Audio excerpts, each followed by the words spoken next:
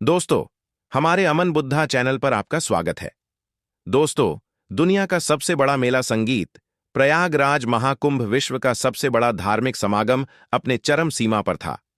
लाखों श्रद्धालु गंगा नदी में डुबकी लगाने और साधु संतों का आशीर्वाद लेने के लिए एकत्रित हुए थे।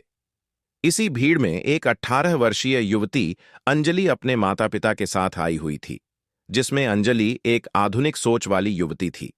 दोस्तों, जो धर्म और आस्था में ज्यादा विश्वास नहीं रखते थे, फिर भी वह अपने माता पिता की खुशी के लिए महाकुंभ आई हुई थी।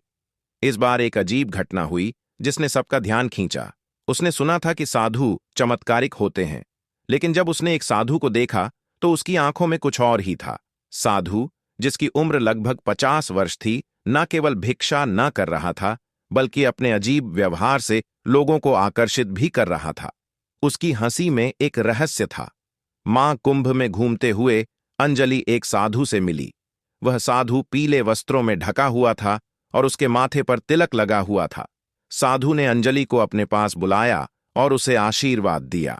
अंजलि ने विनम्रता से आशीर्वाद स्वीकार किया, लेकिन जैसे ही साधु ने अंजलि का हाथ पकड़ा, अंजलि को कुछ अजीब सा लगा। उसने साधु को धक्का दिया और दूर हट गई।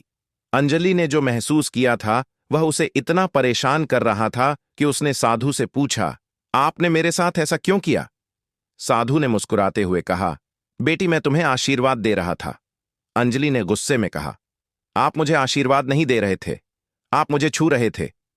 इस पर साधु गुस्से से लाल हो गया और उसने अंजलि को धमकाना शुरू कर दिया। उसने कहा, तुम एक लड़की हो और तुम्हें एक साधु का सम्मान करना चाहिए। अंजलि ने बिना किसी हिचकिचाहट के साधु को थप्पड़ मार दिया। साधु के मुंह से खून निकल आया। यह घटना देखकर आसपास मौजूद लोगों की भीड़ इकट्ठा हो गई। कुछ लोग अंजलि का समर्थन कर रहे थे तो कुछ लोग साधु का। इसी बीच एक पुलिस वाला भी घटनास्थल पर पहुंच गया। पुलिस वाले ने दोनों पक्षों की बात सुनी और साधु को हिरासत में ले लिया। पुलिस थाने में पूछताछ के दौरान साधु ने कबूल किया कि वह एक मुस्लिम है और वह सनातन धर्म को बदनाम करने के लिए महाकुंभ में आया था। उसने बताया कि उसने कई साधुओं को भर्ती किया था और उन्हें सनातन धर्म के खिलाफ प्रचार करने के लिए कहा था। साधु की गिरफ्तारी के बाद पूरे देश में सनसनी फैल गई। लोग इस बात से हैरान थे कि एक साधु धर्म के नाम पर ऐसी घिनौनी हरकत कर सकता है। अंजलि को एक हीरो के रूप में देखा जाने लगा। उसे कई पुरस्कार मिले और उसे देश की बेटी कहा गया। अंजलि की इस घटना ने पूरे देश में धार्मिक सहिष्णुता और महिला सशक्तिकरण पर एक बहस छेड़ दी गई है।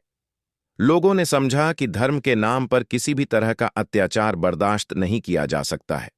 दोस्तों, अंजलि ने साबित कर दिया कि एक सामान्य लड़की भी समाज में बदलाव ला सकती है।